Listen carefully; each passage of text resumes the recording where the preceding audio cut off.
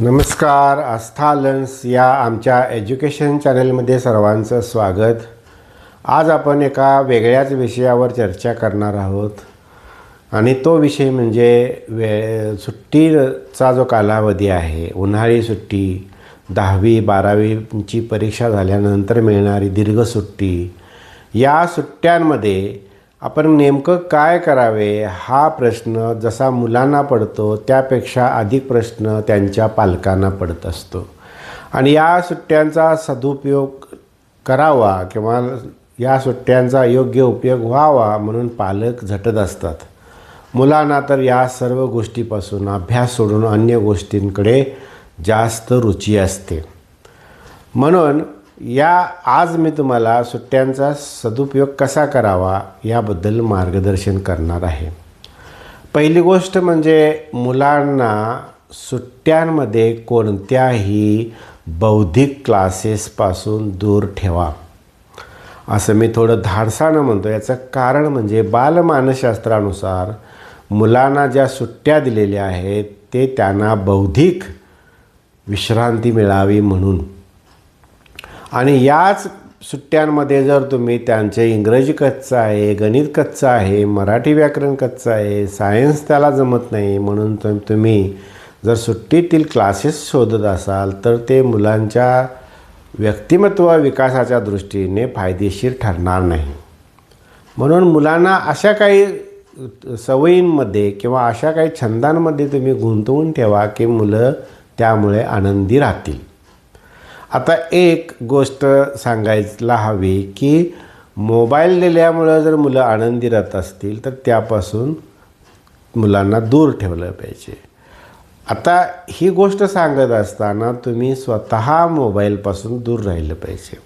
म्हणजे मुलांना कोणतेही संस्कार शिकवायचे नसतात, आपण स्वतः अंमलात आणायचे असतात. मुलांना जर जबरदस्तीनं आपण संस्कार शिकवत असू तर त्याचा काहीही उपयोग होत नाही. उलट त्याची रिॲक्शन आहे ती वेगळी येते. हा झाला संस्काराचा भाग. आता आपण सदुपयोगाकडे वळूया. आता सदुपयोग करत असताना मुलांना आपण स्वतः अनेक पुस्तकं सतत वाचत असलो ना तर मुलांनाही वाटेल की आपणही काहीतरी वाचलं पाहिजे नवीन. आणि मुलांच्या व्यक्तिमत्व चांगल्या प्रकारे घडण्यासाठी कादंबऱ्या, कथा अशा गोष्टी वाचण्यापेक्षा किंवा अशा गोष्टी त्या मुलांना देण्यापेक्षा अशा काही महान व्यक्ती आहेत की त्यांच्या जीवनामध्ये क्रांतिकारक बदल त्यांनी घडवून आणले आणि समाजाला त्यांनी काहीतरी दिशा दिली. मग ते महात्मा फुले असो, सावित्रीबाई फुले असो, शाहू महाराज असो, छत्रपती शिवाजी महाराज असो, छत्रपती संभाजी महाराज असो, महात्मा गांधी असो, स्वातंत्र्य चळवळीतील सर्व नेते मंडळी असो, डॉक्टर APJ अब्दुल कलाम असो, अशा महान व्यक्ती आहेत की त्यांचा मुलांना सत्य परिचय करून देण्यासाठी तुम्ही पुस्तक रूपानं त्यांच्याकडे साहित्य उपलब्ध करून दिले पाहिजे.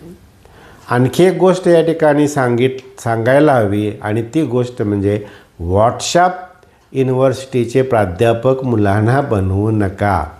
कारण व्हॉट्सॲपमध्ये जे काही येतं ते बहुतांश संपूर्ण नेत्यांना अलीकडं पाहिलं तर बदनाम करण्यात येतं. अनेक चुकीच्या गोष्टी त्यामध्ये सांगितलेल्या असतात, अनेक चुकीच्या गोष्टी आलेल्या असतात आणि मुलांना किंवा सर्वांनाच ते खरं वाटत असतं. सत्य जे काय आहे ते शोधायचं असेल तर मुलांना किंवा सर्वांनीच पुस्तकं वाचली पाहिजेत.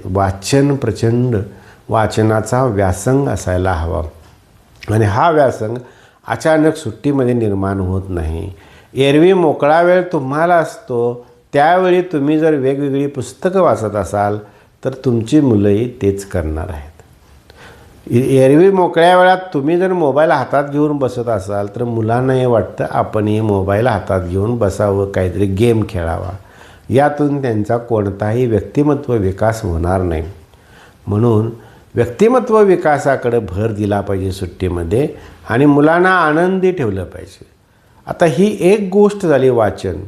याशिवाय मुलांना काही उपजत छंद असतात, उपजत काही चांगले गुण मुलांच्याकडे असतात. या गुणांना खतपाणी मिळण्यासाठी सुट्टींमध्ये ते गुण, उदाहरणार्थ आता एखाद्या मुलाला गायनाची चांगली आवड आहे, एखाद्या मुलाला पोहायचं आहे, एखाद्या मुलाला एखादं वाद्य चांगलं वाजवायचं आहे, एखाद्या मुलाला क्रिकेट खेळायचं आहे, एखाद्या मुलाला फुटबॉल खेळायचा आहे, अशा वेगवेगळ्या खेळांमध्ये त्या मुलांना रुची असते, ते खेळ मुलांनी खेळले पाहिजेत. विशेषतः समूह खेळ जे आहेत ते खेळ खेळले पाहिजेत. स्पर्धात्मक खेळ आहेत ते खेळले पाहिजेत. यातून व्यक्तिमत्व विकास होतोच, त्याचबरोबर मुलांच्या ठिकाणी जिंकण्याची, हारण्याची आणि जिंकणं पचवण्याची, हरणे पचवण्याची क्षमता निर्माण होते, खिलाडू वृत्ती वाढते. आता उन्हाळी सुट्टी आहे, खेड्यापाड्यातील मुलांना वाटतं की आपण पोहायला जावं, पण नदीमध्ये पोहणं आता खूप धोक्याचं आहे. काही ठिकाणी कॅनल उपलब्ध आहेत, तिथंही पोहणं धोक्याचं आहे. अशा ठिकाणी आपण पोहलं पाहिजे की आपले कोणीतरी त्या ठिकाणी पालक असतील आणि त्यांच्या निरीक्षणाखाली आपण पोहलं पाहिजे. म्हणजे पोहण्याचा छंद जोपासला पाहिजे. प्रत्येक व्यक्तीला पोहायला आलं पाहिजे, या मताचा मी सुद्धा आहे.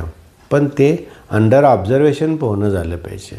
शहरातील मुलांना पोहण्यासाठी टँक असतात, स्विमिंग टँक असतात, त्यामुळे तिथं त्यांना पोहायला, सुरक्षित पोहणं त्यांना होऊ शकतं. त्या ठिकाणी त्यांनी पोहायला हरकत नाही. खेड्यातील मुलांनी मात्र त्यांच्या पालकांनी खास लक्ष दिलं पाहिजे. मुलांनीच नाही तर मुलींनीसुद्धा चांगल्या प्रकारे पोहता आलं पाहिजे. सायकलिंग आहे, स्केटिंग आहे, कितीतरी असे छंद आहेत की त्यामध्ये मुलं चांगल्या प्रकारे गुंततील. आणि हा जो आनंद आहे तो आनंद मुलांना सुट्टीच्या काळात दिला पाहिजे. भटकंती केली पाहिजे, रानावनात भटकलं पाहिजे. मुलांसमवेत आपण स्वतः भटकलं पाहिजे. रानमेवा खाल्ला पाहिजे, शोधला पाहिजे, स्वतःच्या हातानं तोडला पाहिजे. त्या करवंदीचा चिक बिलगता बोट्या आपली गेली चिकटून, अशी कविता फक्त म्हणून उपयोग नाही, तर प्रत्यक्ष अनुभव घेतला पाहिजे. आणि हे अनुभव हेच पुढं मुलांना व्यक्तिमत्व घडण्यासाठी उपयोगी ठरत असतं. त्याचबरोबर मुलांना संवाद कौशल्य मुलांचं विकसित होण्यासाठी वेगवेगळ्या व्यक्तींसमोर त्या मुलांना उभा केलं पाहिजे. म्हणजे असं प्रासंगिक कळत न कळत मुलं अशा व्यक्तींच्या संपर्कात आले पाहिजेत की ज्यांच्याकडून काहीतरी आपल्याला शिकण्यासारखं आहे. अशा व्यक्ती, त्यांच्याशी त्यांना सहजपणे गप्पा मारता आल्या पाहिजेत. मुलांची एक जिज्ञासू वृत्ती असते. त्यांच्या मनामध्ये खूप प्रश्न निर्माण होत असतात. ते प्रश्न आईवडिलांना विचारलं तर प्रत्येक वेळी आईवडील योग्य उत्तर देतील असं नाही आणि शांतपणे मुलांना पटेल असं उत्तर मिळेल असं नाही. म्हणून अशा व्यक्तीकडे त्यांनी संपर्क केला पाहिजे किंवा आपल्या नात्यातील किंवा मित्रमंडळीतील की त्यांच्याकडे ती उत्तरे मिळतील आणि त्यांचं समाधान होईल. असे छंद आपण मुलांना लावले पाहिजेत. खूप छंद लावले पाहिजेत. अभ्यास, पाठांतर या गोष्टी थोड्या बाजूला ठेवल्या पाहिजेत. आणि मुलं मग बौद्धिक मनानं त्यांचा मेंदू फ्रेश झाला की ज्यावेळी शाळा त्यांच्या सुरू होतील त्यावेळी ते अत्यंत चांगल्या तळमळीनं पुन्हा शिकायला फ्रेश होतील. हे पाहिलं पाहिजे. म्हणजे व्यक्तिमत्व विकास होत असताना आता बऱ्याच ठिकाणी समर कॅम्प आहेत. या समर कॅम्पमध्ये कितपत व्यक्तिमत्व विकास होतो तेही बघितलं पाहिजे. व्यावसायिक समर कॅम्प आहेत ते. आणि या अशा व्यावसायिक समर कॅम्पमधून मुलांचा व्यक्तिमत्व विकास कितपत होईल हे पाहिलं पाहिजे. पण काही समर कॅम्प चांगले असतील तर त्या ठिकाणी समर कॅम्पमध्येही 10 दिवस 8 दिवस मुलांना ठेवलं तर काही हरकत नाही. पण त्या ठिकाणी मुलांची सुरक्षितता, समर कॅम्पच्या पाठीमागील मुलांचा काय अनुभव आहे, मुलींचा काय अनुभव आहे याचा विचारही केला पाहिजे. इष्टमित्र आहेत, नातेवाईक आहेत, नातेवाईकांच्या घरी गेलं पाहिजे, मुक्काम केलं पाहिजे. मुलांना आईवडिलांना सोडून राहता आलं पाहिजे. हे सगळ्यात महत्त्वाचं आहे की आईवडिलांपासून दूर जाता आलं पाहिजे. तेवढंच जेवढे मुलं आईवडिलांपासून दूर जाऊन राहतील तेवढेच त्यांच्यामध्ये अटॅचमेंट वाढत असते आणि थोडा ते स्वावलंबी बनत असतात. आपल्याला आईवडिलांशिवाय जगता येतं, जीवन चांगल्या प्रकारे जगता येतं. आपल्या सवयी आहेत, चहा हातात घेऊन जायचं, या गोष्टी आईनं हातात चहा घेऊन जायचं आणि मग मुलांनी प्यायचा, या गोष्टी कुठंतरी कमी झाल्या पाहिजे. मुलांना स्वावलंबी बनवलं पाहिजे. आणि हे स्वावलंबी बनवत असताना त्यांच्यावर कोणत्याही प्रकारचं दडपण न ठेवता सहज कृतीतून घडलं पाहिजे.